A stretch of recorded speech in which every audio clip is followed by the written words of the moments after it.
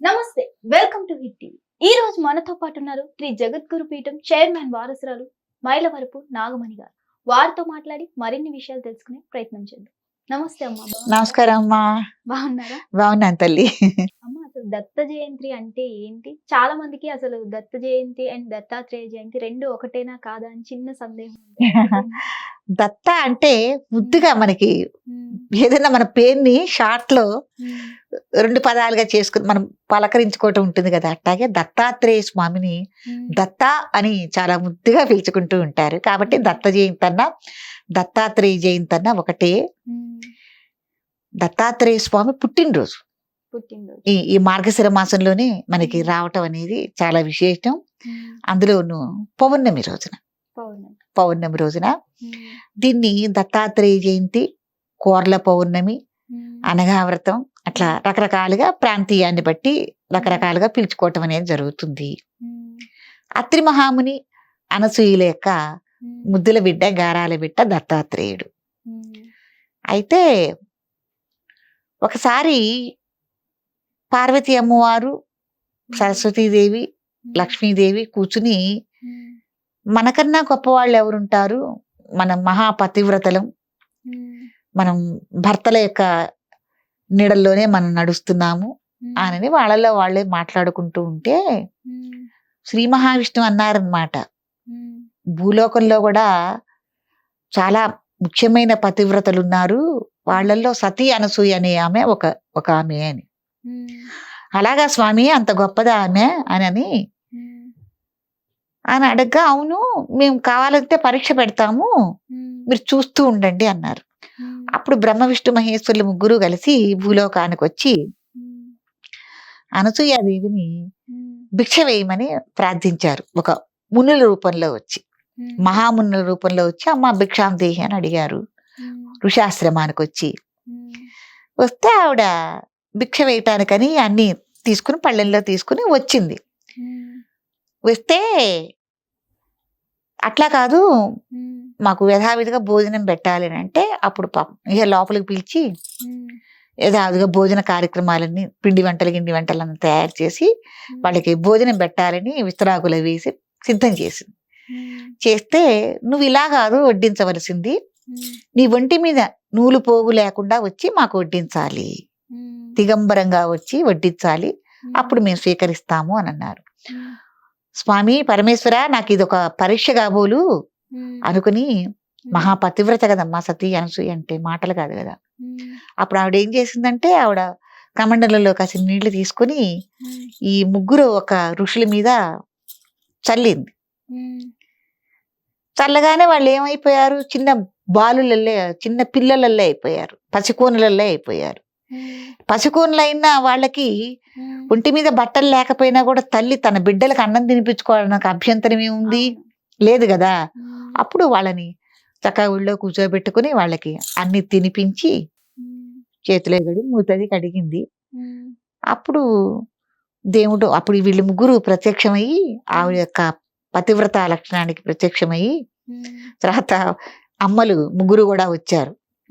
వచ్చి, మా భర్తలిట పసిబిడ్డల రూపంలో ఉంటే ఎట్లాగమ్మా, మాకు వాళ్ళకి ఇట్లా విమోచనం కలిగించండి బాల రూపం లేకుండా అని అడిగితే, అప్పుడు అనసూయాదేవి అడిగిందనమాట, వీళ్ళు ముగ్గురు కలిసి నాకు పుత్రులుగా జన్మించాలి అని అడిగింది. అప్పుడు తదాస్తు అని అన్నారు.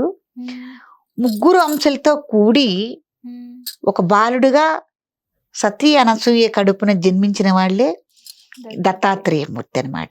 కాబట్టి ఒక అద్భుతమైన ఒక తపోశక్తికి నిదర్శనం, ఒక పవిత్రమూర్తి గర్భాన పుట్టినవాడు దత్తాత్రేయమూర్తి.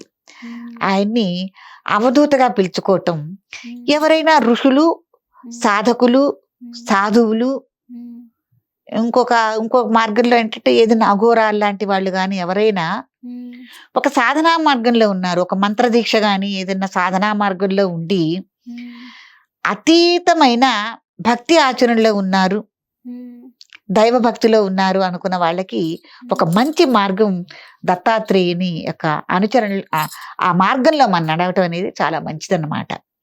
వాళ్ళకందరికీ అసలు ఆదర్శమైంది. కాబట్టి వీళ్ళందరూ ఎక్కువగా దత్త సాధన చేసుకుంటూ ఉంటారు. సాధకులకి ఒక మంచి ఇది దత్తాత్రేయుని యొక్క చరిత్ర గొప్పదనమాట. కాబట్టి ఈ పౌర్ణమి రోజున ఆయన జననం పొందారు కాబట్టి దత్త జయంతిగా మనం చేసుకోవటం. కోర్ల పౌర్ణమి అని కూడా అంటుంటారు పల్లెటూళ్ళలో. ఎందుకంటే దత్తాత్రేయ స్వామి చుట్టూతా ఉండేది కుక్కలు ఉంటాయి, ఒక 4 కుక్కలు ఉంటాయి ఆయనతో. ఆయన్ని ఎక్కడికైనా అనుసరిస్తూ వెళ్తూ ఉంటాయి అన్నమాట. ఆ 4 కుక్కలు కూడా 4 వేదాలుగా మనకి చెప్పడం జరుగుతాయి. కుక్కలు కాదు, చూసే వాళ్ళకి అలా సహజంగా కళ్ళతో చూసే వాళ్ళకి అట్లా కుక్కలుగా కనిపిస్తాయి, కానీ కాదు, అవి 4 వేదాలు. సాక్షాత్తు వేద స్వరూపుడు దత్తాత్రేయమూర్తి. ఎందుకంటే మనకి జ్ఞానాన్ని, ఎవరికైతే జ్ఞానం కావాలి, మనం ఈ బాహ్య ప్రపంచంలో కొట్టుమిట్టాడుతున్నాము, ఇంతకన్నా గొప్పది ఏదో ఉంది మనం సాధించుకోవాలనుకుని సాధకులకి దత్తాత్రేయ స్వామి ఒక నిజ స్వరూపం అన్నమాట, అవధూత స్వరూపం. కాబట్టి యతులు గాని, సన్యాసులు గాని, సాధువులు గాని ఎవరైనా కూడా ఈయన మార్గంలోనే నడవాలని కోరుకుంటూ ఉంటారు. ఈయనకి ప్రత్యేకంగా కూడా మనకి మేడి చెట్టుని తీసుకుని దత్తాత్రేయ స్వరూపంగా మేడి చెట్టుని మనం కొలుచుకోవటం అనేది జరుగుతుంది. కుక్కల పండగని కూడా పిలుస్తారు పల్లెటూర్లలో ఈ దత్త జయంతిని. ఎందుకంటే కుక్కలు గరిస్తుంటే విషం అని అంటారు కదమ్మా. ఒక రకంగా దత్తాత్రేయ స్వరూపం ఏంటంటే, ఏదన్నా విషం ఉంటే అసలు మన మనసులో ఏదైనా విషం అంటే అక్కడ విషం అని కాదు, కలుషితమైన ఏదైనా భావాలు గనక, ఉద్దేశాలు గనక మనకు ఉంటే అది విషపూరితమైనవే. కాబట్టి అటువంటి భావాల్ని, బుద్ధులు కూడా తీసేసేవాడు దత్తుడు. కాబట్టి విష పౌర్ణమి కూడా, కోర్ల పౌర్ణమి, విష పౌర్ణమి, అట్లా కుక్కలకు సంబంధించిన పండగ రకరకాలుగా అనుకుంటారు. కాబట్టి ఈ రోజున పల్లెటూరులో ఇప్పటికీ ఆచారం ఉందన్నమా. తెల్లవారుజామున లేచి పాచిమొహంతోనే, పళ్ళు తోముకోకుండా ఏదైనా బూరెలు లాంటివి చేస్తారు, సజ్జ బూరెలు కానీ అలాంటివి చేస్తే ఈ పళ్ళు తోమకుండానే నోటితో కొరికి కుక్కలకి వేసే అలవాటు. కోర్ల పౌర్ణమి రోజు కుక్కల పండగ అని అందుకని కుక్కలకి వేస్తారు పాచిమొహంతోని, మొహం కడుక్కోకుండా. కాబట్టి పల్లెటూర్లలో కొన్ని చోట్ల ఈ ప్రాంతాల్లో కుక్కల పౌర్ణమిగా దీన్ని చేసుకోవటం జరుగుతుంది. విశేషంగా అట్లా వదిలేయండి. ఇంకేంటంటే, ఎక్కడైతే నల్ల కుక్కలు ఉన్నాయో వాటికి పూజ చేయటం, ఏదన్నా పిండి తినే పదార్థాలు కానీ ఏమన్నా ఉంటే వాటికి వండి ప్రత్యేకంగా కుక్కలకి పెట్టడం, ఈ రోజున దత్తారాధన చేయటం, అట్లాగే మేడి చెట్టుకు పూజ చేసుకోవటం, విశేషంగా హోమాలు, క్రతువులు చేయటం. ఇంకేమేమి చేస్తే మంచిది అంటారమ్మా? ఎక్కువగా ఈ రోజున యజ్ఞయాగాది క్రతువులు, హోమాలు. ఎందుకంటే కేవలం దత్తాత్రేయమూర్తి అంటే జ్ఞాన స్వరూపం, జ్ఞానాన్ని ప్రబోధించటమే ఈ స్వామి అనుచరణ మనం చేసుకునేదన్నమాట. కాబట్టి ఎక్కువగా ఎవరైనా సాధన చెయ్యాలి, మన ఆధ్యాత్మికంగా రూటు మళ్ళించుకోవాలనుకునే వాళ్ళు దత్తాత్రేయ పాదాల నుంచి శరణం లేదన్నమా. ఆయన యొక్క పాదాలే మనకి, చరణాలే శరణం. అది ఎవరైనా కూడా దీన్ని పరిగణలోకి తీసుకోవాలి. హోమాలు చేసుకోండి, దత్త సాధన చేయండి, దత్తాత్రేయ యొక్క చరిత్ర చదువుకోండి. ఏవైతే ఇప్పుడు మనకి ఎక్కువగా బాబా గుళ్ళల్లో కూడా మనకి ఈ దత్తాత్రేయ జయంతి వైభవంగా చేయటం జరుగుతుంది. ఎందుకంటే ప్రతి బాబా గుడిలో కూడా దత్తాత్రేయ, ఇప్పుడు బాబా గారు అవధూత స్వరూపంగా కదమ్మా మనం చేసేది. కాబట్టి ఎక్కడైనా కూడా వివిధ పీఠాలు కానీ, పీఠాలు అంటారు గుళ్ళు కాకుండా ప్రత్యేకంగా పీఠాల్లో కానీ, క్షేత్రాల్లో కానీ ఆధ్యాత్మికంగా ఎక్కడైతే ఉన్నారో అక్కడ ఈ దత్త జయంతిని వైభవంగా చేసుకోవటం. దత్తాత్రేయ స్వామికి వివిధమైన చాలా పెద్ద పెద్ద క్షేత్రాలు ఉన్నాయి. అందులో మనకి దగ్గరలో ఇక్కడ మనకు మాచెర్ల సాగర్ వీపు అయితే ఎత్తిపోతల అని ఉంది. అక్కడ మనం కొంత దూరం నడిచెడితే దత్తాత్రేయుడు స్వయంగా వెలిసిన క్షేత్రం కూడా ఉంది మనకి.